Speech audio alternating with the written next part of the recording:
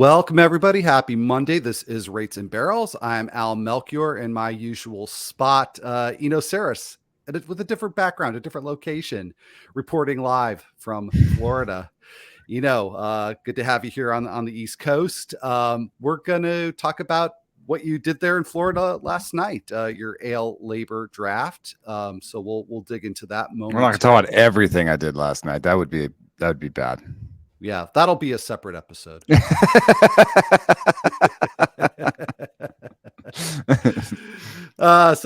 is just going to be the LABR stuff. Sorry to disappoint everybody. So before we get into that, just a reminder that yes, the 2023 Fantasy Baseball Draft Kit on The Athletic is live, has been live. You can access it on The Athletic, and you can access it for $2 a month for the first year by going to theathletic.com/rates and barrels and look for that deal. Gets you not just the draft kit, but of course everything that is there on the site, which is a lot of great stuff. So let's before we dig into the specifics of what you did for the 2023 draft. Now you were the title winner, right? You were the champion for 2022. Am I remembering that correctly? And points champion. I have the points record for LABR. I had 11s and 12s in every category. It was pretty awesome. Whoa, that is domination. So I think a 108 or something. Wow. Well, all right. Given that dominant performance, were there things that you did differently, things that broke the right way, whatever? What lessons learned from that season, if any, did you take into last night's draft? Every year is different. I mean, there were a couple actually. This is the one big one I think is when I prepare for this an AL only league, and one of the things that I do to prepare for an AL only league is to describe the bottom of the player pool. And what I have a tab on the Excel sheet that's dollar days. What does the dollar days look like? What are the worst players in this draft look like? We all know what we'd like about the best players. What do the worst players look like? And what I found was I had a list that was maybe 10 strong of guys that I thought would be dollar outfielders that would play. That not necessarily every day. That's asking a lot out of a dollar player, but like a lefty and a strong side platoon. Since the draft is over, I can share some of those names with you. But just generally, I was happy with how robust this list was. Kyle Stowers, Robbie Grossman, Kyle Isbell is, I think, the default center fielder there with Drew Waters hurt. Drew Waters himself was an interesting dollar guy because you could with these rules, they're a little bit complicated, but you can stash IL guys a little bit better. We have unlimited IL. So buying Drew Waters for like $1 or $2 and then putting him on the IL was part of my strategy. I didn't do it, but it was one of my strategies that I was thinking about. Jake Myers, Michael Taylor, Nick Maton is playing a lot. And then Matt Vierling is playing a lot in Detroit. And Matt Vierling is more exciting, I think, than Nick Maton, but Maton also has 3B eligibility. So, and then Gavin Sheets. And I even think Raimel Tapia might make the Red Sox. So, there's even a couple more. Trevor Larnach doesn't have the role, though. There was just more sort of prospecty might make the roster there. I mean, to contrast that with my list of first base dollar guys, Franmil Reyes, Ryan Noda, Nick Pratto, and Kyle Manzardo. Kyle Manzardo, we're not even sure is going to play this year in the major league. So that was the entire list of my dollar. I mean, I guess put Dermis Garcia on there, who didn't get drafted, but it's a very small list at first base, even smaller at short. And so I leveraged that to make a plan that was last year. I had Stephen Kwan in reserves and Josh Naylor for $1 in a similar way. And so this year, my dollar outfielders, due to this strategy, ended up being Matt Vierling for $2, Kevin Kiermaier for $1, and Aaron Hicks for $1. And I think just due to the contract status of a guy like Kevin Kiermaier and Aaron Hicks, the way that they were recruited to their teams respectively, the amount of contract money left on Aaron Hicks' contract, I think those two guys get the bulk of the playing time, at least at the beginning of the season. And in an mono league, playing time is everything. So when you're talking about dollar players, I mean, are you talking about that they actually went for a dollar in the draft, or this is who you had projected as a dollar player? It's people that I thought would go for a dollar or would go in reserves. I mean, it's not something to nail down very easily. I mean, Matt Vierling went for 2, so it's not like a strict number. It's Gotcha. just another way of saying dollar guys is late guys. It's just like late round guys or whatever. It's the guys that I thought would go. Basically, it's the guys I thought would go for a dollar that would be worth more than a dollar and would be useful for my plan. So I was going to start with kind of an overview of your team, but since you focused in on the dollar guys and that was a key part of your approach, I did have a question about Vierling and Matan because I saw that you rostered them both, and I've looked at them as late rounders for some drafts.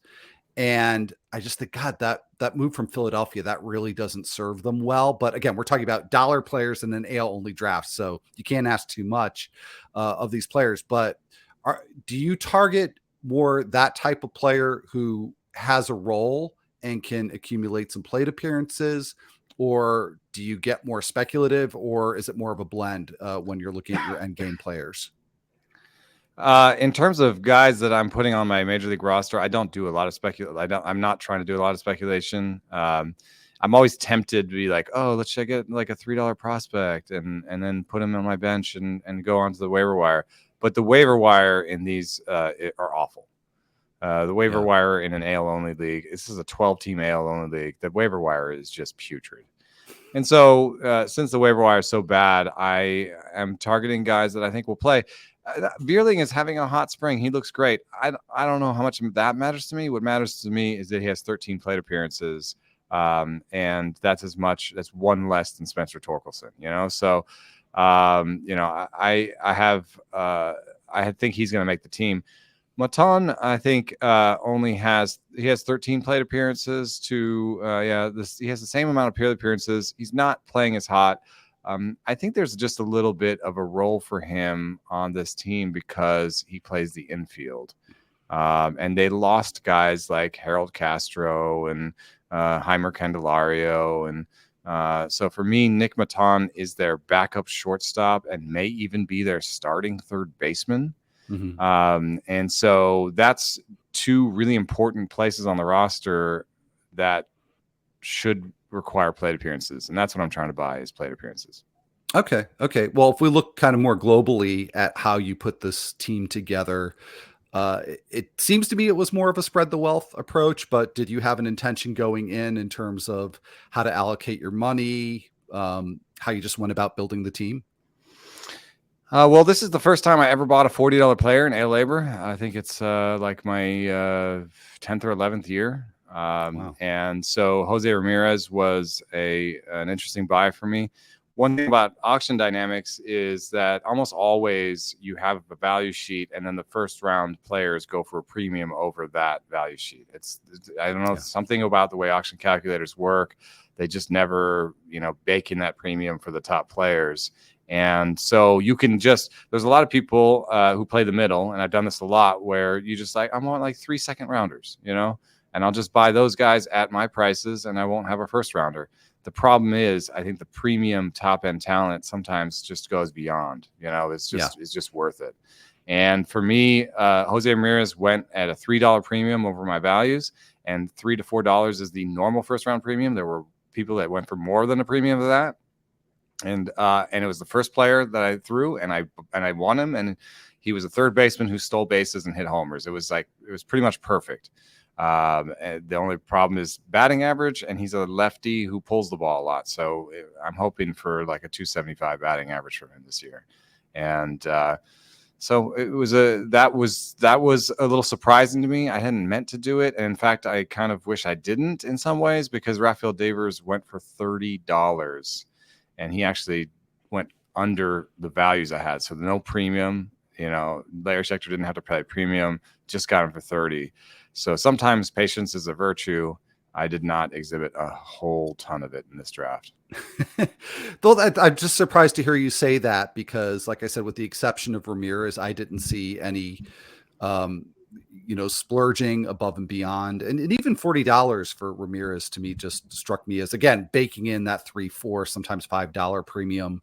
That seemed very reasonable to me. I was actually sort of surprised that Aaron Judge also went for 40. I think they were the two most expensive Yeah, I thought he players. would go after I got 40. I thought he would go for like 41 or 42. That's what like Mike Trout in his prime was going for 42, $43 in drafts. So I thought we had that situation with Judge, but maybe one thing I did notice, relative bargains in the draft. I did a sort between my values and what they ended up going for, and the biggest relative bargains are all the top three are just really obvious: Jacob deGrom, Tyler Glasnow, Lance McCullers. Big injury discount on those guys, and you don't even know to trust your values on guys like that. And it also it's so like the team. Jesse Roach put Jacob deGrom and Tyler Glasnow on the same team. And so that's just it's kind of insane, but it's awesome. And if it works out, he could win in his first year in the league, which would be I'd be very jealous of that. It took me 10. Yeah, I guess I'm rooting for Jesse, because this is the guy who put deGrom and Joe Musgrove together in TGFBI. So there you go. He's comfortable with risk, and it's possible that we think we have a bunch of healthy pitchers, and we are not clear-eyed about our own health risk. But the only other two sort of first round talents that didn't have a premium on them. So the biggest values at the top end were Vlad Guerrero Jr. For I think 35 instead of the 37 on my sheet, and Rafi Devers for 30 instead of like the 33 or 34 on my sheet. I think the Vlad Guerrero Jr. Thing is just a very temporary blip that someone took advantage of because the news on his knee is pretty good, and he's just going to rest a little bit. And if he misses the WBC because of it, it'd be great. I think it'd be good for him, So sometimes you have these like short-term values on guys because of very recent injury news that's not actually as bad as it seems. Yeah, and then you can take advantage of that and hopefully get lucky. I'll ask you about a few other players just from the draft at large, since we've brought up a few. I already mentioned Judge, but Estoy Ruiz at $15 really surprised me. Did that surprise you? Is this a valuation that we should take to heart going forward in our own drafts? There was a premium on steals generally. For example, I had Tim Anderson as a $24 player. He went for 27. I had Randy Arozarena as a $27 player. He went for 30. Marcus Semien 26, 29. So there was basically like a $3 premium on guys that would steal a bunch of bases. That's why I was happy to get Cedric Mullins at 28 because I had him at 28. So I didn't pay the premium and got my numbers. But Estoy Ruiz, on the other hand, the value sheet had a $12. Somebody paid $15 for him. That's the sort of going premium for steals in this draft. And he obviously has the upside to win you the category by himself. Like that's the kind of speed Estoy Ruiz has, and we've seen it in the spring where like fielder's choice gets him on first, and he's on second after 2 pitches. He is definitely going to steal as often as possible. I just don't have much confidence of that. See a sort of 240 batting average, 280 OBP, and like a 380 slugging at most, maybe 375. So that's not a very good player, and it's not someone I want to bet on. I have my biases that I like to bet on good hitters, and I'm not sure he's a good hitter, but he will steal a bunch of bases, so I can't hate on that price too much. Well, yeah, it surprised me because I have probably no more and maybe less faith in Ruiz as a hitter, being able to hit major league pitching, than what you just described. And you can't get the steals if you don't get on base, as far as I'm aware. So right. I said, fielder's choice, and he's on first. So maybe that's the ticket for him then. All right, let's talk about a pair of relievers, and there's a number of these situations where it's not necessarily clear who's going to be the primary closer, or if there's going to be a primary closer. And actually, there's another one of these situations that you drafted into that we'll get to in a while. But the Mariners, Andres Munoz went for 13, Paul Sewald went for 10. On one hand, I totally get that because Munoz is by the numbers the better reliever. And yet Sewald is the incumbent. I've seen it reported that he's, going in with the leg up on the job. So while I do think Munoz is, like I said, the better reliever, I think the numbers tell you that if you have an incumbent who goes in with the first real shot at the job, and that he may be the second best reliever in the bullpen, but he's still very good, it might not do anything to actually lose the job. So how do you see that Mariners situation?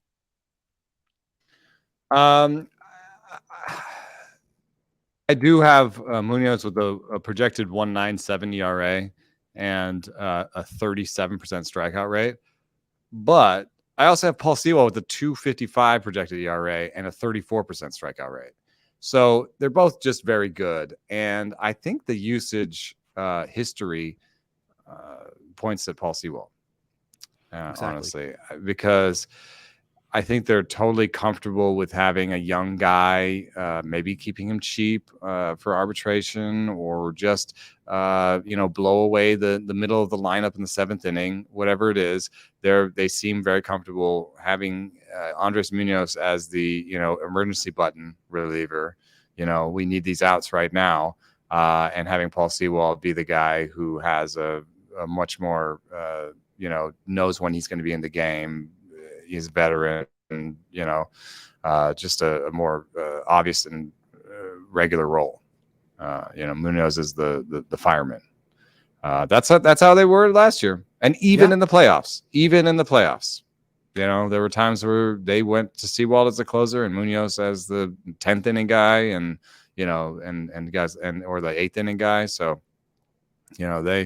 I think that's why I'm betting on Sewald over Munoz. Not necessarily because of stuff. Let's go to a similar situation, and one that, by the way, came up on last Friday's episode with Greg Jewett. We talked about the Twins. And again, you've got apparent co-closers. Actually, it seems like more of a co-closing situation with the Twins than with the Mariners. You got one of the co-closers there. You got Yohan Duran. But also Jorge Lopez went for just $6. And that's a situation where Greg, he described that situation, exactly the way you described the Mariners, that you have the more skilled guy who maybe is at a disadvantage because of past usage patterns and because of arbitration manipulation, basically. So what was your thinking in rostering Duran? For me, the difference between the distance between the two relievers is bigger. Sure. When you're comparing Jorge Lopez, like the distance between Paul Sewald and so I have Jorge Lopez as a 3.58 ERA guy with a 24% strikeout rate. And I have Yohan Duran as a 2.48 ERA with a 32% strikeout rate. So that's a bigger difference. And I think he's just the better pitcher. There were some reports of Lopez's velo being down the spring. He hasn't been the healthiest guy in the past. And if there were 30 saves in Minnesota this year, I'm giving 20 to Duran. So, yeah. And I'd like the idea of putting a guy that might even have like a sub-2 ERA for 60 innings on my squad. So that was the thinking with him. I will have to say, I wasn't super excited that Felix Bautista went for the same price as Duran, like a couple of rounds later or a round later. That upset me because I assumed that Felix Bautista would go for 18 and that I had just saved $3 with Duran. And when they went for the same price, I would rather even have Felix Bautista at 16 than Duran at 15, because with Felix Bautista, it's very obvious that he's there. And I think some of these health things are temporary. Yeah. Well, and I hate it when that happens, so I get that. There's so much of the auction dynamics. That's why I sort of hesitate to put too much weight on these values, these winning bids when they're close like that within a couple of dollars, because so much can have to do with what portion of the draft you're in and who needs what. So don't want to put too much weight on any of that. I want to talk about another aspect of the draft here, and that is, rookies and players that maybe won't start the year in the major leagues. Grayson Rodriguez, I think, probably has an excellent chance to be in the opening day rotation, but he went for $14. Anthony Volpe, 5, Oscar Colas, 4, Taj Bradley, 2. So what was your thinking when, those kinds of players came up, high-end prospects that maybe have a little bit of risk involved? I since I'm so focused on buying plate appearances and innings pitched, I don't usually buy those players. And I prefer to maybe take a shot in reserves or see if there's a dollar prospect. So for me, that ended up being like Addison Barger in reserves, just because middle infield eligibility for a team that is veteran at the big league level and could get hurt, and that would create a space for Barger to come up. I know the team internally left him out of trade offers, and not necessarily untouchable, but not somebody they were trying to move. And so that seems to me that he's important to them. He's playing a lot in spring. That's the kind of stuff I'll do. When you're actually using actual dollars, I mean, tell me again who you were talking about in particular. All right. Well, really, I had a whole list: Grayson Rodriguez, Anthony Volpe, Oscar Colas, Taj Bradley. Probably have left one or two others out, but those were the ones that struck me. I mean, like Volpe, for example. I mean, he does have time, and he is at a position of need. But he went for $5, just to talk about some players that went for $5 that I had. Like even on his own team, Oswaldo Cabrera went for $3, and I think might have more playing time. Josh Donaldson went for $4, is probably going to have more playing time. Who's another $5 player? Brandon Belt. So these are guys that are going to be playing. Leody Taveras went for $4. So there's a lot has to go right for Anthony Volpe to be worth more than Leody Taveras this year. I will tell you, yeah. Now, I was just say my reaction in seeing that price is I wonder if there was some Yankees inflation. It just seems like in whatever league you're in, I'm not looking at who actually took a big Volpe, prize, like starting shortstop for the Yankees. You assume good runs in RBI. It's a good park. You assume that that's a big prize. But I do think sometimes our eyes get big at this, what could go right. Oh my gosh, it could go right. And then I'd win the league. That's a little bit how you end up, I think, with Glasnow and DeGrom on the same roster, where you're just like, oh, but if it goes right, and it's like, okay, but safe and steady does win the race a lot. Yeah.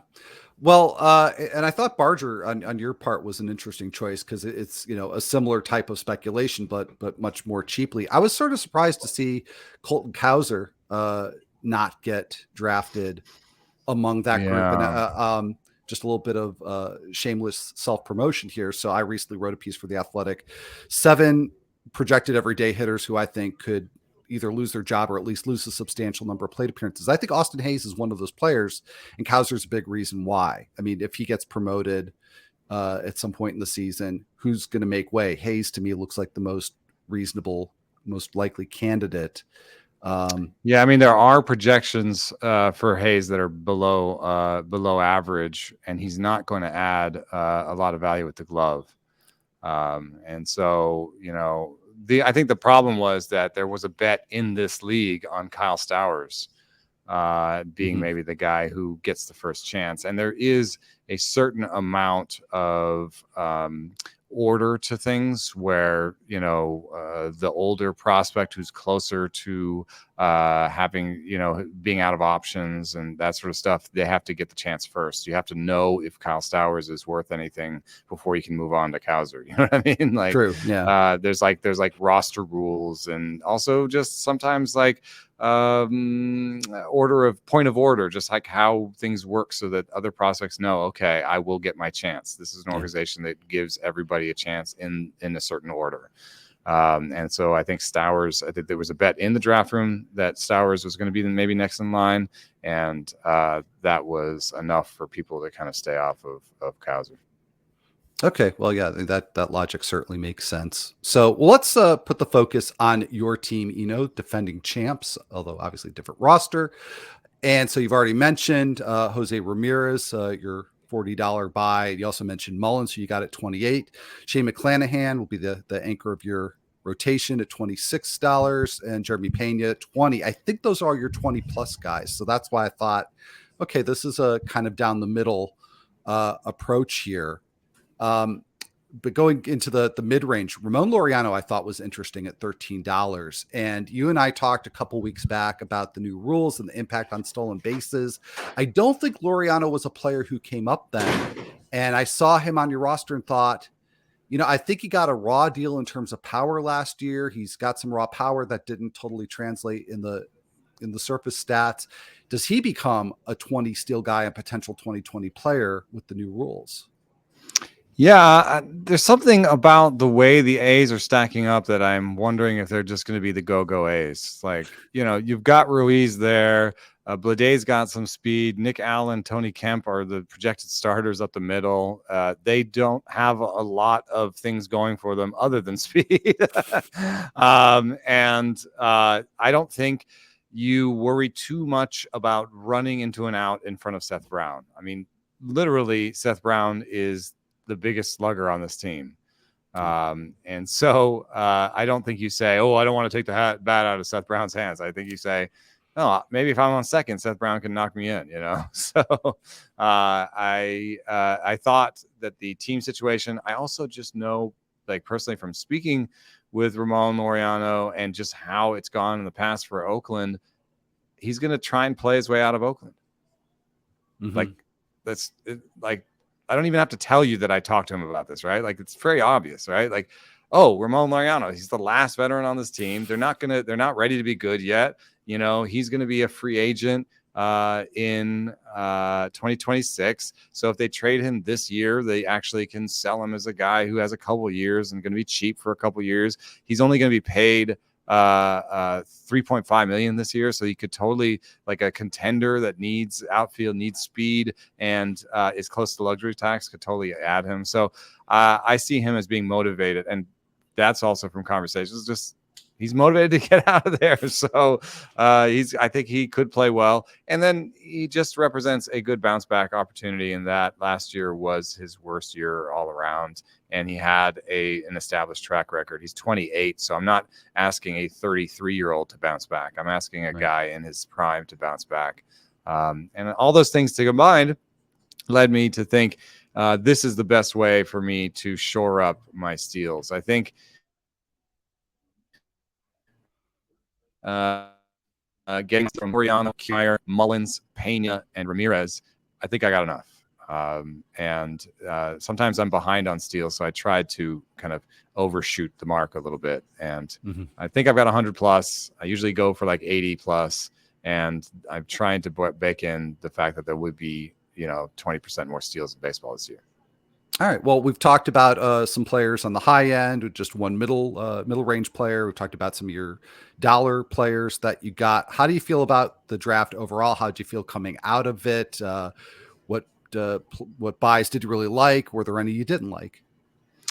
I think given what people were spending on middle infield, the fact that I got Jeremy Pena for 20 and JP Crawford for 5 made me feel good about making sure I have starting players at those positions.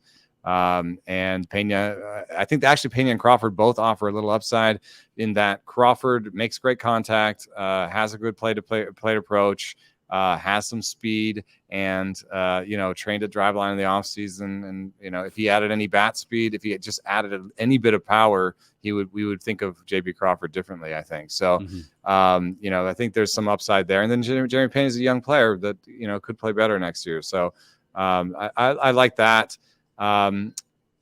My corner infield situation I'm not as excited about, because what I identified a bunch of players that go below their values traditionally at first base, and they did end up doing that. And so you see players down lower like Jared Walsh, but I have Jared Walsh, Nate Lowe, Vlad Guerrero Jr., Brandon Belt, Jose Miranda, Ty France, Josh Naylor, and Josh Bell all going for less than their values in my sheet. And I saw that going in, that was going to be an opportunity. What instead happened was I got Nate Lowe for $4 less than my sheet, which sounds like, yay, I got him for less for $4 less than my sheet. I could have gotten Josh Naylor for $3 less than the sheet, and he would have been $14. Now, if I gotten Josh Naylor for $14, who's a pull everything lefty that could benefit from these rules, then I would have had more money, and I could have got Juan Moncada instead of Spencer Torkelson at corner infield.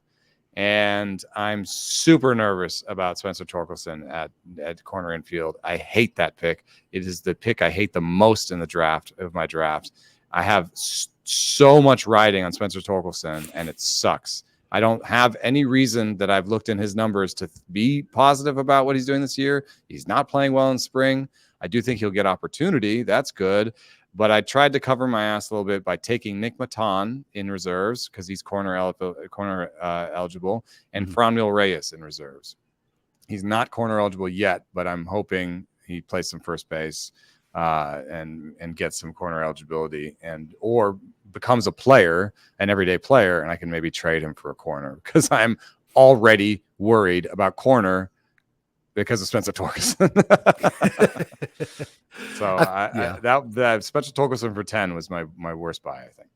Okay. Yeah. And sometimes we just get boxed in where, we have to fill and in a mono league, sometimes you're just left with choices that you don't like. Let's just focus on your pitching a little bit since we haven't talked too much about that. So again, you've got McClanahan, you've also got Jeffrey Springs, Nathan Eovaldi, Kyle Bradish, Spencer Turnbull, and Shintaro Fujinami. And we've talked about a few of those pitchers on past episodes as being kind of your guys, like Bradish, Fujinami, Turnbull, Blackburn. You got Paul Blackburn as a reserve round pitcher. And then we talked about the fact that you got Yohan Duran for $15. And then the remainder of your relievers were pitchers who more profiles like long guys. So was that an intentional thing?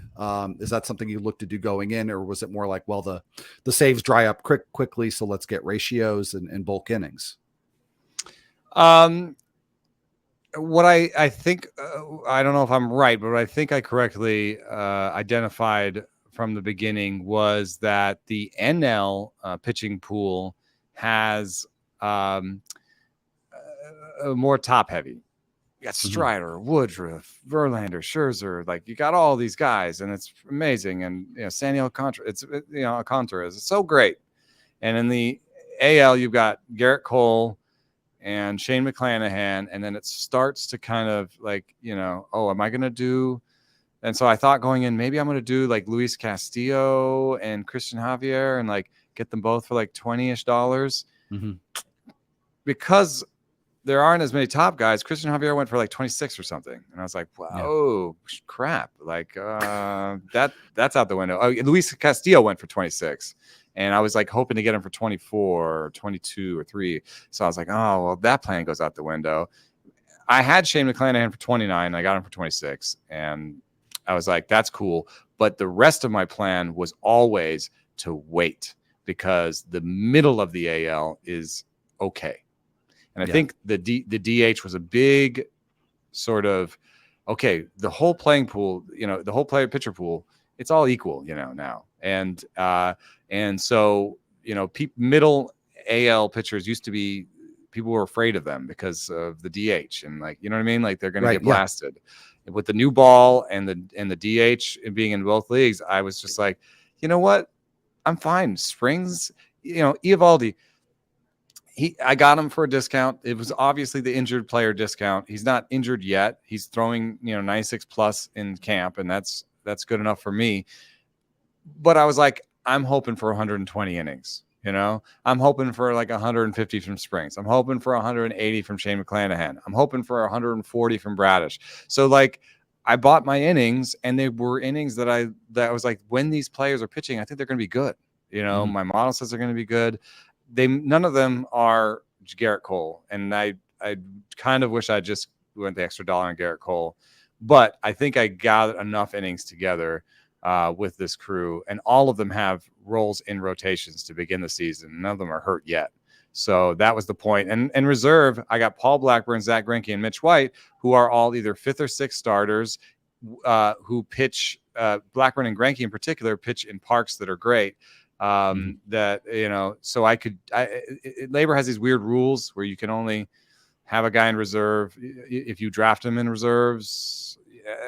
Anyway, I can kind of stream Greinke and Blackburn. Okay. I can put them in when they're home and then reserve them again because I bought them in reserves, and that's super, super valuable. So I expect to get maybe, you know, 50 to 75, maybe even 100 innings combined from Blackburn and Greinke by doing that. So the reliever strategy, I just think Ronaldo Lopez is going to close. I think he's better than Kendall Graveman, and I think he's better suited for it because he's more of a strikeout pitcher. And I know I've said on this podcast that I think Jonathan Loizaga is maybe the handcuff for Clay Holmes, and that I've been nervous about Clay Holmes being a one-pitch pitcher against lefties.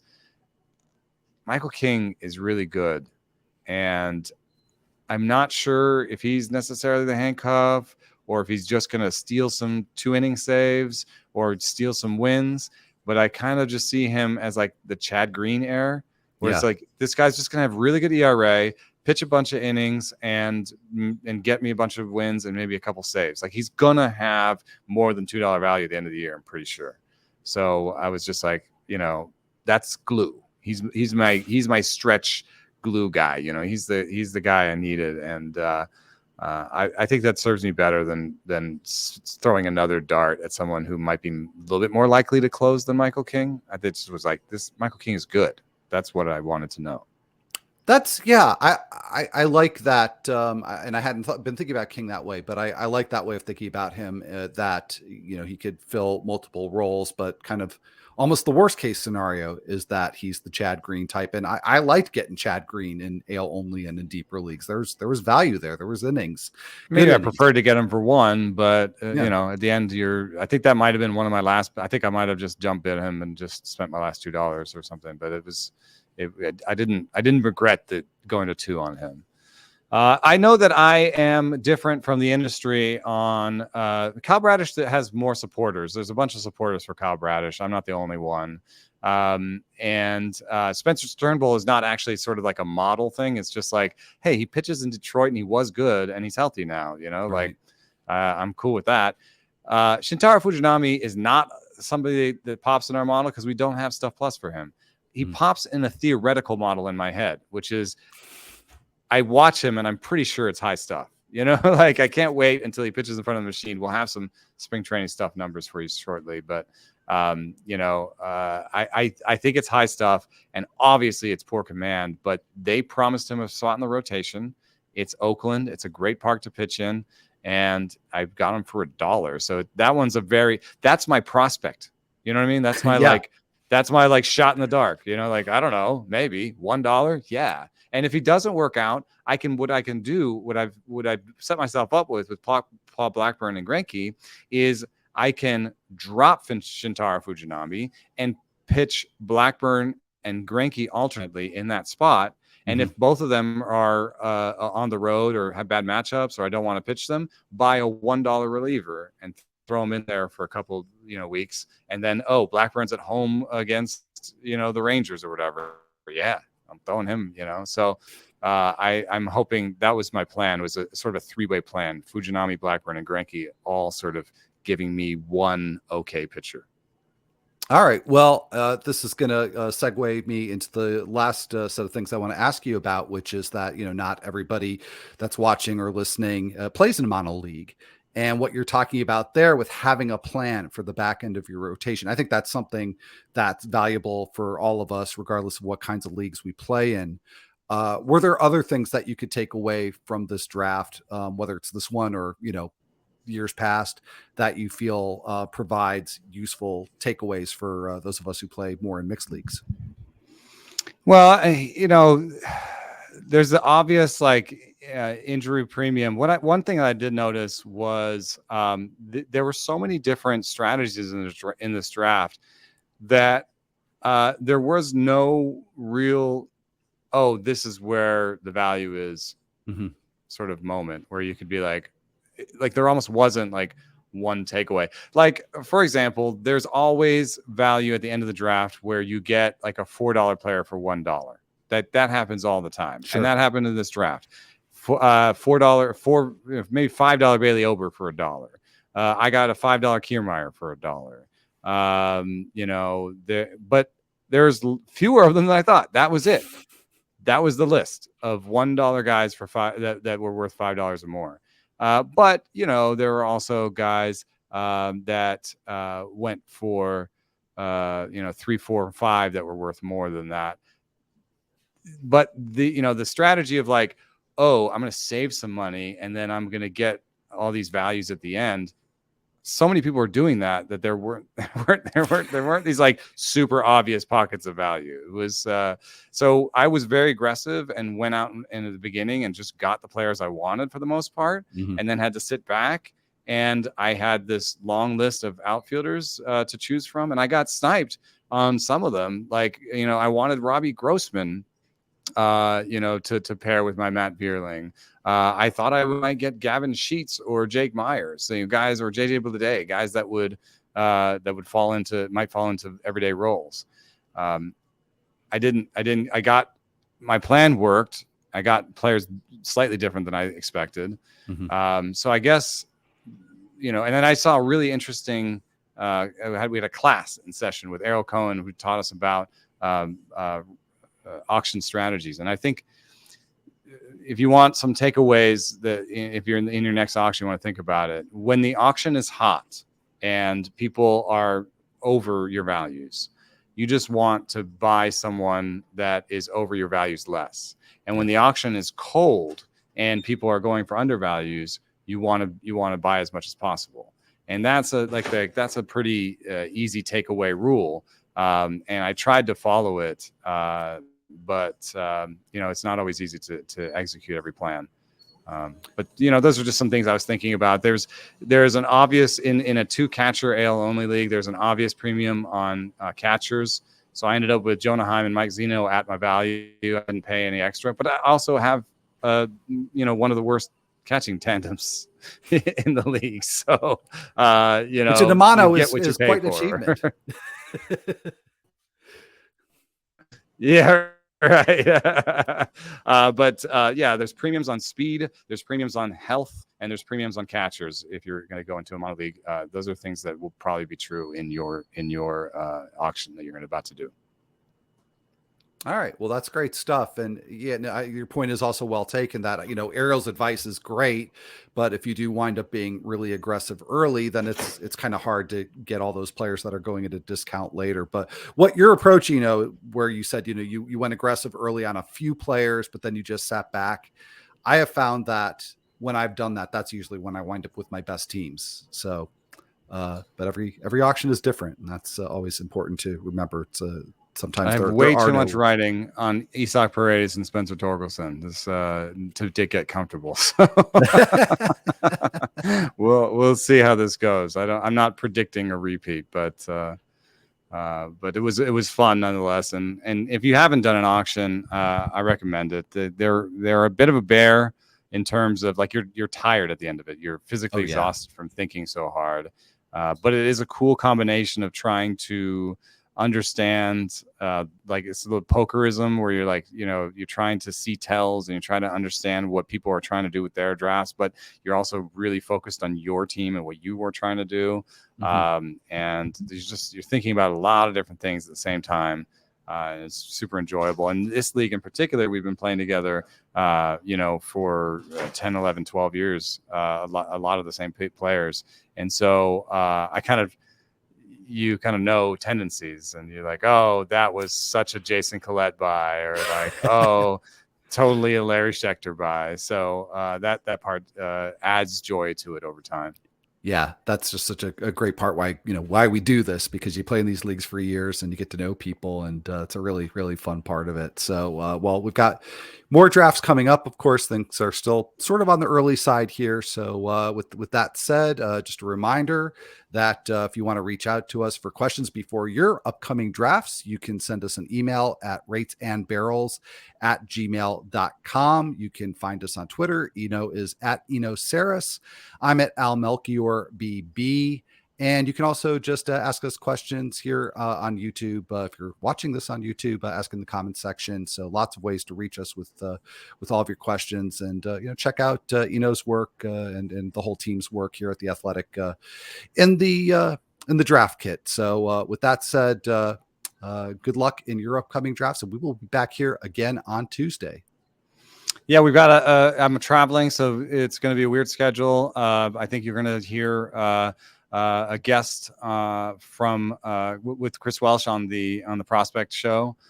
We've got an interview banked for Thursday with Driveline director of pitching Chris Langen that I'm really excited about. I think that might set people thinking on a lot of different pathways.